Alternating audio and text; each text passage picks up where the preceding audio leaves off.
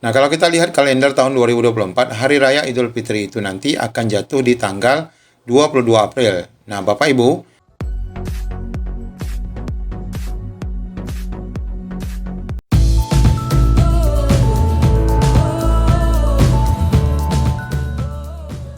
Assalamualaikum warahmatullahi wabarakatuh. Apa kabar Bapak Ibu semuanya? Meskipun pengumuman ditunda, ada 4 kategori pelamar ini yang optimis dinyatakan lulus. Dan apabila nanti SK diserahkan di bulan April, apakah ASN 2023 ini bakal menerima THR? Bagaimana info lengkapnya? Ikuti video ini sampai selesai.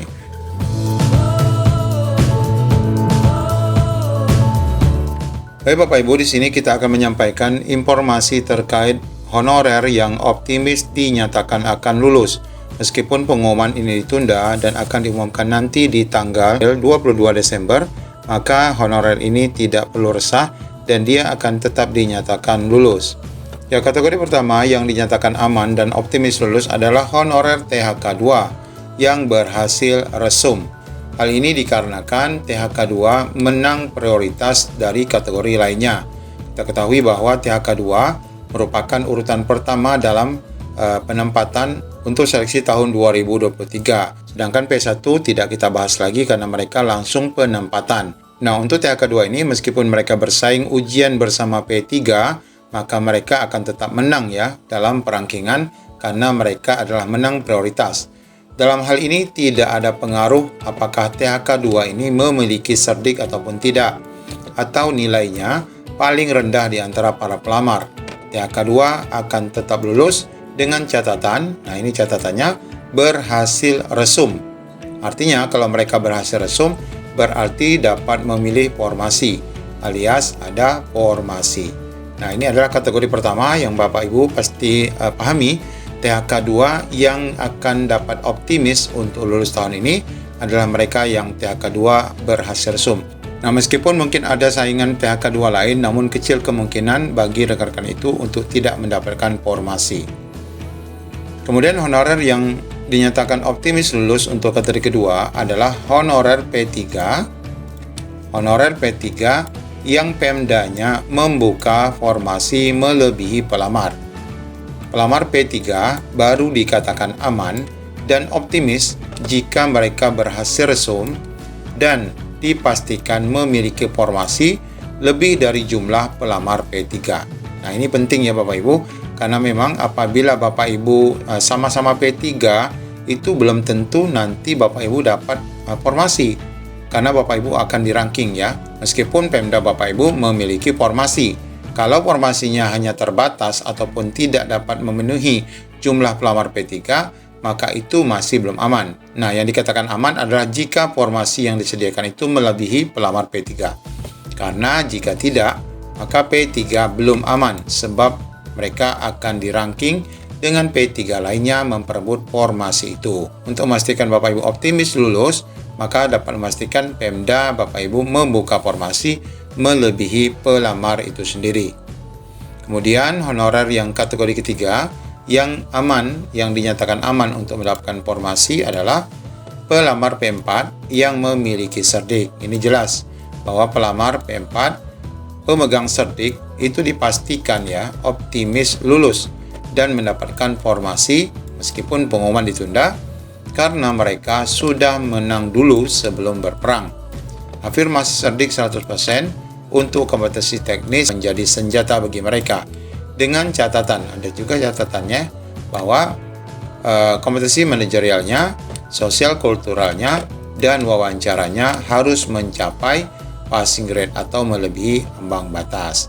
Karena bagi Bapak Ibu yang pelamar P4 ini, untuk kompetensi teknisnya jika tidak mencapai ambang batas itu tidak masalah, karena otomatis nilainya akan didongkrak dengan afirmasi cerdik.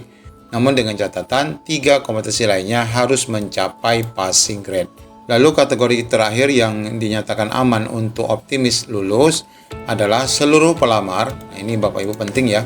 Seluruh pelamar yang memiliki data formasi, jumlah pelamar di formasi yang sama, yang sudah melakukan perangkingan mandiri dari CAT. Nah, Bapak Ibu, dengan mengetahui data nilai CAT Bapak Ibu, maka pelamar sebenarnya sudah dapat memprediksi dan optimis apakah dia lulus atau tidak. Apatah lagi mengetahui perangkingan mandiri yang dilakukan. Dengan catatan ia memiliki data formasi dan pelamar. Artinya, dia mengetahui berapa formasi yang dibuka di Pemdanya. Kemudian dia mengetahui berapa pelamar yang satu jurusan dengan dia, yang satu formasi.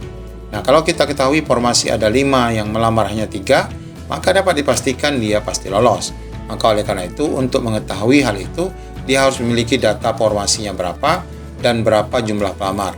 Nah, bagi rekan-rekan yang sudah melakukan perangkingan mandiri seperti ini, adalah mereka yang dapat dikategorikan sebagai honorer yang optimis dinyatakan lulus. Nah, bagaimana dengan rekan-rekan pemegang serdik untuk P2 dan P3? Sebenarnya di sini untuk kategori kelima ini belum dapat dinyatakan aman ya. Pelamar P3 pemegang serdik ini sebenarnya belum masuk pada kategori optimis karena belum dapat kepastian apakah afirmasi serdik itu diberlakukan ya untuk mereka. Jika diberlakukan, maka otomatis P3 ini akan mendapatkan kejutan lolos. Nah, kita ketahui berkaitan dengan afirmasi serdik ini masih terus dibahas karena adanya dua pernyataan yang berseberangan antara pernyataan Kemdikbud yang menyatakan bahwa afirmasi diberlakukan untuk semua pelamar dengan pernyataan dari salah satu YouTube Kemenpan RB yang menyatakan bahwa afirmasi serdik tidak diberlakukan untuk pelamar P3 karena mereka sudah mendapatkan perlakuan khusus dengan tidak adanya ambang batas. Nah, apabila nanti dalam keputusan akhir benar diberlakukan untuk semua pelamar, dan ini menjadikan kejutan dan surprise bagi mereka karena nilai mereka pasti terdongkrak serta mendapatkan posisi ranking teratas. Nah, di sini kita tambahkan Bapak Ibu dengan adanya pemunduran pengumuman nanti tanggal 22 Desember. Ini kabar baiknya bahwa rekan-rekan semua ini tidak ada pemunduran untuk pengisian DRH ya, serta penetapan usul NIP3K. Nah, Bapak Ibu, kita prediksi ini nanti dengan selesainya semua, Bapak Ibu itu diprediksi akan menerima SK di bulan April. Dengan menerima SK di bulan April, atau istilahnya TMT Bapak Ibu di bulan April, atau mungkin SPMT Bapak Ibu di bulan April, apakah nanti Bapak Ibu akan menerima THR? Nah, kalau kita lihat kalender tahun 2024, Hari Raya Idul Fitri itu nanti akan jatuh di tanggal 22 April. Nah, Bapak Ibu, kalau seandainya Bapak Ibu di bulan April baru terima SK, maka diprediksi Bapak Ibu tidak bisa mendapatkan THR. Mengapa demikian? Karena aturan THR itu adalah apabila Bapak Ibu sudah mendapatkan gaji 1 bulan sebelumnya, yaitu Bapak Ibu harus mendapatkan gaji di bulan Maret, alias Bapak Ibu sudah TMT di bulan Maret, alias Bapak Ibu sudah SPMT di bulan Maret, karena dasar pembayaran gaji adalah SPMT, bukan TMT ya, ingat ya. TMT adalah penetapan SK, akan tetapi ada satu surat lagi yang namanya surat perintah menjalankan tugas yang perlu Bapak Ibu terima. Nah, setelah itu Bapak Ibu pegang, maka gaji baru dibayarkan.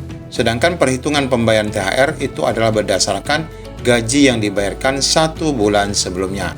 Nah, kita berharap dengan selesainya usul NP3K di 13 Februari, kita berharap bulan Maret, 1 Maret Bapak Ibu sudah menerima SK dan sudah dapat pembayaran gaji. Maka baru dapat Bapak Ibu menerima THR tahun 2023. Namun jika tidak, maka THR akan melayang. Demikian, Assalamualaikum warahmatullahi wabarakatuh.